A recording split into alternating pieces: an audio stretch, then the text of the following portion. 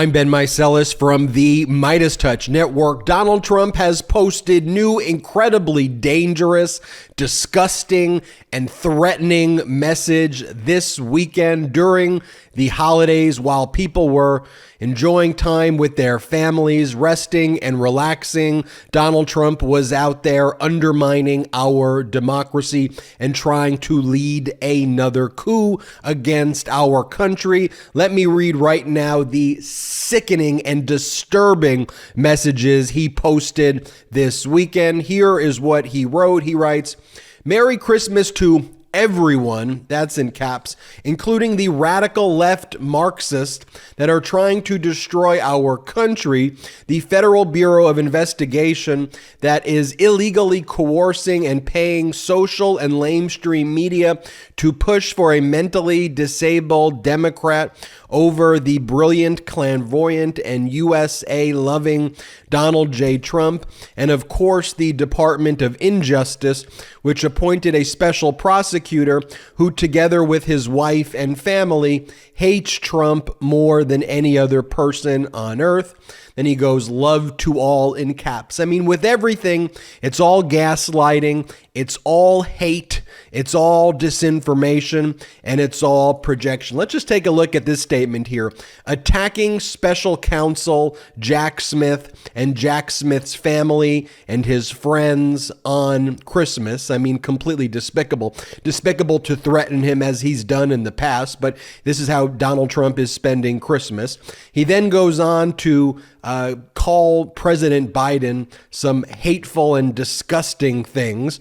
He then goes on to call himself brilliant, clairvoyant, and USA loving. And because it's all disinformation, he is the exact opposite of that. He is American hating, and he is the opposite of brilliant and clairvoyant.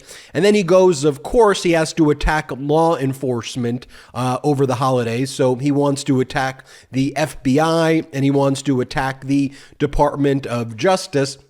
And what he's most upset about are people like Christopher Wray and people like Bill Barr, people who he appointed because he's created this ridiculous conspiracy theory along with Elon Musk that the FBI was involved in overturning the results of the election simply because the FBI did not want terrorism and threats to our country to spread on social media platforms, and somehow that is overthrowing the results of the election.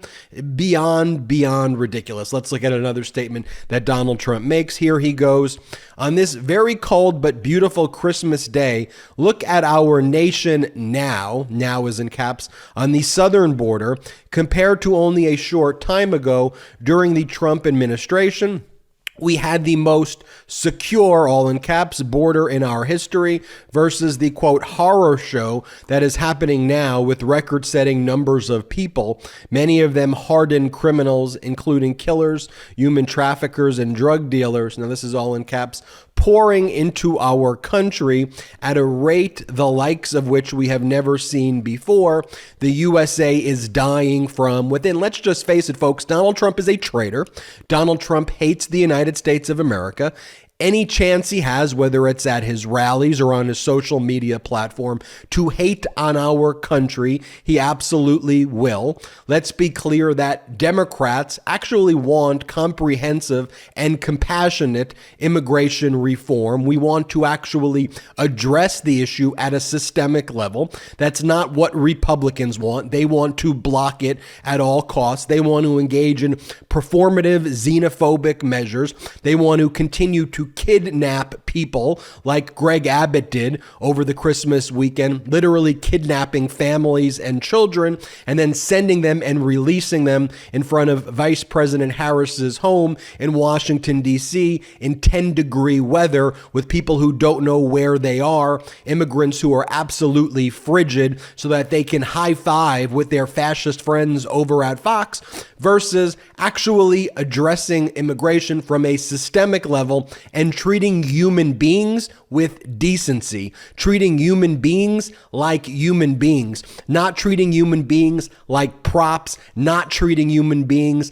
like dirt. And there's nothing more that pisses me off on Christmas when all these people want to claim that they're, Christians, and they want to wave that around. And meanwhile, treating human beings the way you do is the most lacking of Christian values, lacking of all religious values, and taking aside religious values for a second, just lacking the common core of decency, of just being a good human being at just a secular level, at just a human being level. But no, you want to go and kidnap people and send them in front of Vice President Harris's home on Christmas. Utterly disgusting.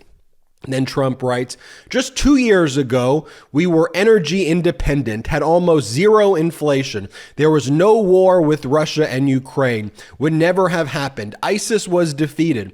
Our military was rebuilt and respected before the disaster of Afghanistan. Our border was strong. The economy was great. The China virus was in retreat.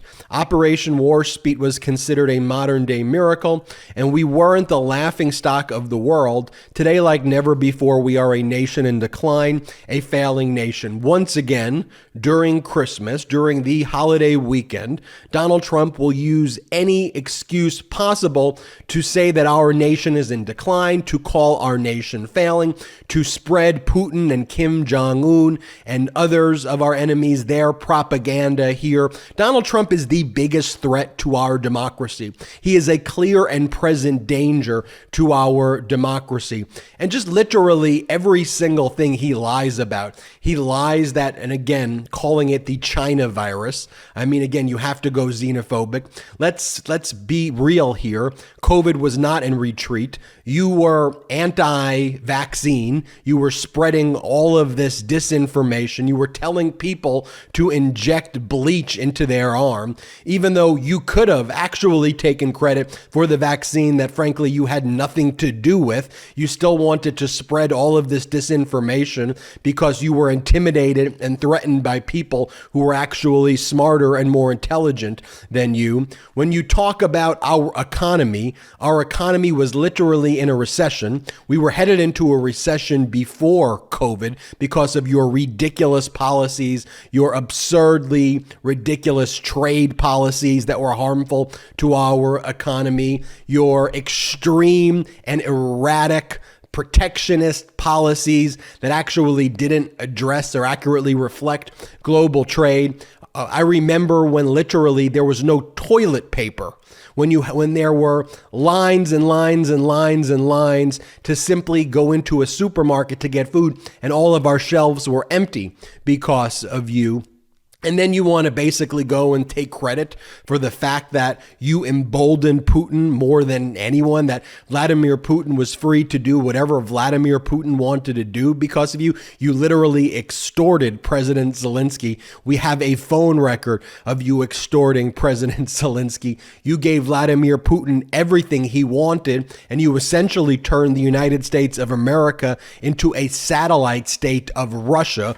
Utterly disgusting, utterly weak. You went out and you said how much you romantically loved Kim Jong-un. You were the laughingstock. Literally, when there would be all of these summits out there, you would be literally laughed at by all of the world leaders who would look at you and think that you were an utter laughingstock of the entire world. How embarrassing and how humiliating were you? Then you write, our country is under attack by the radical left Democrats. They are truly seeking to destroy America. Again, you're commenting to yourself right now.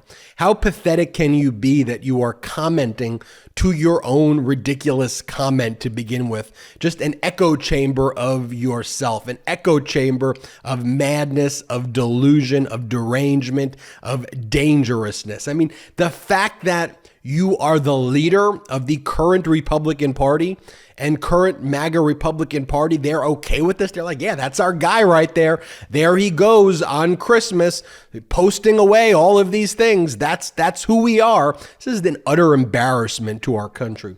Then Trump writes, Again, this is all in capitals, by the way. The radical left Democrats have weaponized the criminal justice system at a level never seen before in the USA. With no borders and crooked elections, our country is in third world trouble. No, you want our country to be in big trouble.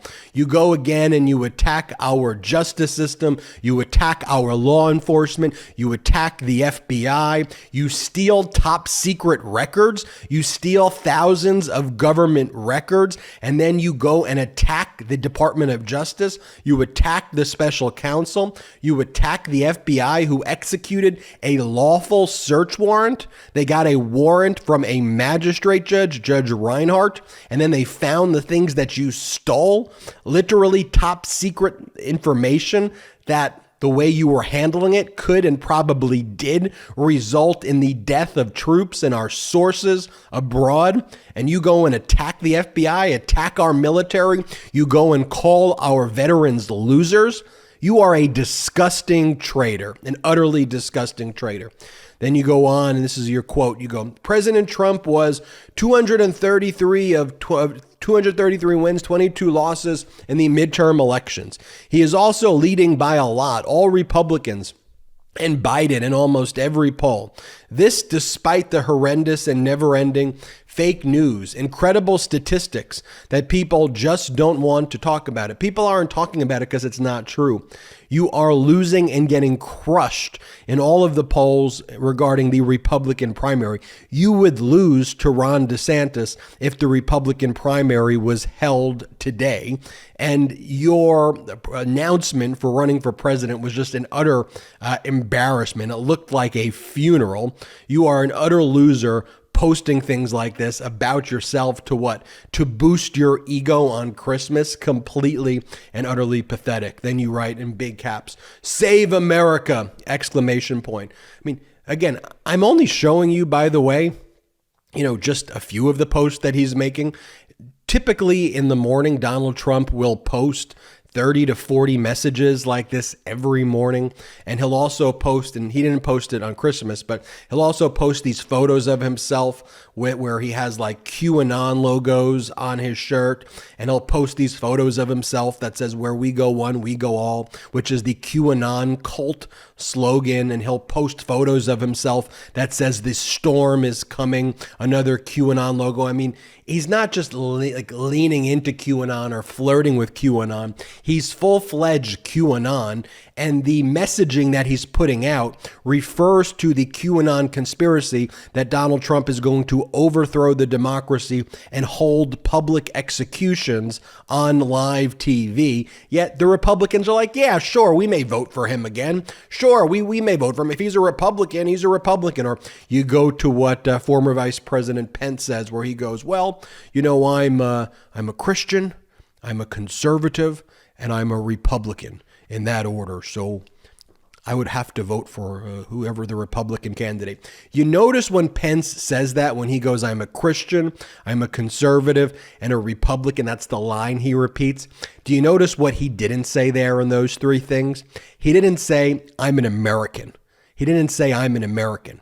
And it's intentional, because what their conduct is the most anti-American conduct that I could absolutely think of. And the most anti-humanity conduct I can think of. I mean, could you imagine, just think about it. Like, I can't imagine because it's happening, but this is Christmas weekend. Okay, this is time to spend with our families, our loved ones, time to reflect, time to spread positivity, time to focus on world peace, time to focus on making the world a better place. And this is what a former president of the United States is doing. This is embarrassing stuff. Then he goes on to say, the vice president, another post by Trump, the vice president did indeed have the power to send electoral votes back to state legislatures for reapproval, despite the constant drum from Democrats and rhinos that he, quote, absolutely did not. But they just put clarifying language in the disgraceful, quote, ominous bill, making sure that a VP doesn't do what they all said could not be done. So why the new language? Because it was just another political con job. So let's be clear what Trump is advocating for in that statement. He is again advocating for the coup. What he's again advocating for, which is what is completely illegal. And by the way, that his own lawyer, John Eastman, in the emails that we read also knew was illegal, knew they would lose in front of the Supreme Court, but tried to advance this anyway, that former Vice President Pence on January 6th could simply not count the electoral votes and then throw it back to the state legislators. And the state legislators, they would have the fake elector slates. So they would just say, look, maybe the people voted for Biden, but we're just going to cast our elector votes. These are the Republican extremist legislators. We're just going to say that Trump won and we're going to overthrow the election. That was part of their plan, utterly debunked. But one of the things that, because this plan was utterly deranged, that the Senate wanted to clarify in the omnibus spending bill, not the ominous bill as Donald Trump refers to it, is in the Electoral Reform Act to not allow these traitorous members of Congress again try to object on frivolous grounds to the election results, to try to create a pretext for a vice president to try to break the law. And as Trump even admits in the statement, to add additional clarifying language because we want to make it crystal absolutely clear to any future wannabe fascist that you cannot try to engage in a coup and overthrow our democracy right here. And again, we see Trump advocating again to overthrow our democracy, and this completely and utterly disgusting that this is what he's spending his time on. In 2022, as we approach the new year in 2023, on Christmas weekend, Donald Trump is saying that former Vice President Pence should have overthrown the results of the free and fair election in 2020. You don't get more disgusting and traitorous than that, folks. But can we compare this for a moment to what President Biden was posting this weekend? I think it's important because here's what President Biden posted during the Christmas weekend. President Biden posted, "There is a certain stillness at the center of the Christmas story, a silent night when all the world goes quiet. And all the clamor, everything that divides us, fades away in the stillness of a winter's evening. I wish you that peace this Christmas Eve." That is what a president sounds like. That is what a president says.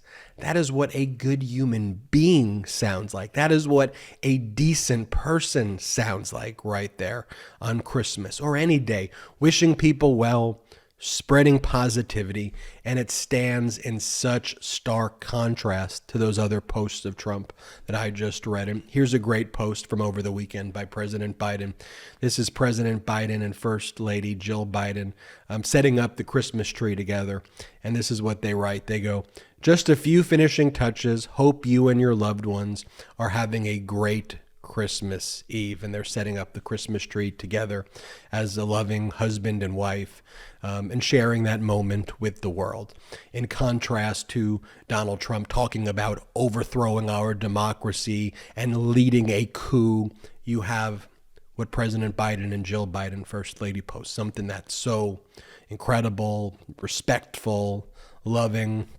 Here's another post from President Biden because he visited the Children's National Hospital. This is actually a post from the Children's National Hospital. President Biden made a post as well, but this one comes from the Children's National Hospital, and they go, "This Virginia family broke out the holiday PJs for the VIPs. The President of the United States, Joe Biden, and the First Lady of the United States, Jill Biden, visited with the Casbin family in our cardiac intensive care unit. 10-month-old Bella has been here her entire life, but her care team is working hard to get her back home soon." And we see Biden spending his holidays not at a weird resort riddled with tax fraud and deductions and conservation easements and tweeting away or posting away on a social media platform how to overthrow the democracy and calling people Marxist and yelling at law enforcement and mocking the FBI and mocking law enforcement. No, you have President Biden spending Christmas at the cardiac intensive care unit with people like the Casbin family and their 10-month-old daughter who's been in the cardiac intensive care unit her entire life, and President Biden wishing them well and taking the time to bring them cheer, because that's what it's about. I mean, that to me, the contrast that I just showed you is so important, because when I think about Democrats and I think about Republicans, perhaps in the past we could think about it in terms of a political spectrum and how do we make issues better? How do we make healthcare better? And Democrats believe this and Republicans believe that. Or how do we make education better? Democrats believe this, Republicans believe that. How do we make people have more, how do we bring jobs to people? How do we make jobs more fulfilling? Democrats believe this, Republicans believe that. And you'd have a debate over ideas, but that's not the way things are right now. We have the Democrats, who are, to me, the only major political party in the United States that acts like adults. They're the only major political party in the United States that's even trying to address those issues I discussed, trying to address issues like healthcare and education and better paying jobs and better working conditions. And we may disagree with their approach. I disagree with the approach sometimes, but they're trying to address those issues. How do they make sure that women have real freedoms, freedom over their body? We make sure that people in the LGBTQ plus community can marry who they want to marry, who they love. You know, Democrats are addressing issues. How do we improve our infrastructure?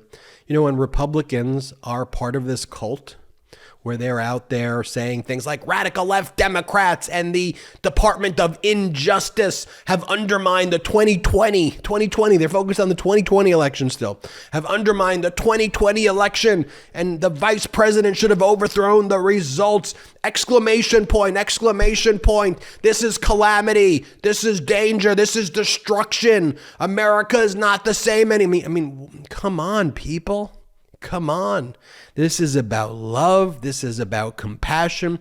This is about positivity. This is about improving the lives of Americans. This is about decency. This is about normalcy.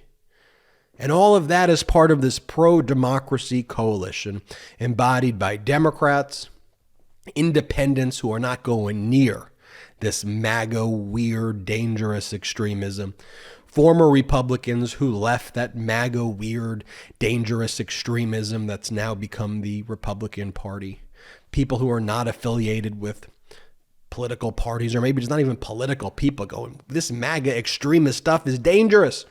I want to go and live my life. I want to hang out with friends and be with a family and be with someone I love and just go, have hobbies, go about my day without seeing this MAGA extremist trying to control my life with their craziness and their madness. That's why we do what we do here at the MeidasTouch Network. That's why I'm so grateful for you. Hit the subscribe button. We're on our way to 1 million subscribers. Thanks to your support. And in addition, check us out at Patreon. Go to patreon.com/MeidasTouch, patreon.com/MeidasTouch. Again, go to patreon.com/MeidasTouch for the best and most exclusive pro-democracy content. I think you'll love the content there, but most importantly, help grow this independent media platform. Until next time, I'm Ben Meiselas. At MeidasTouch, we are unapologetically pro-democracy, and we demand justice and accountability. That's why we're spreading our message to Convict 45. That's right, gear up right now with your Convict 45 tees and pins at store.MeidasTouch.com. That's store.MeidasTouch.com.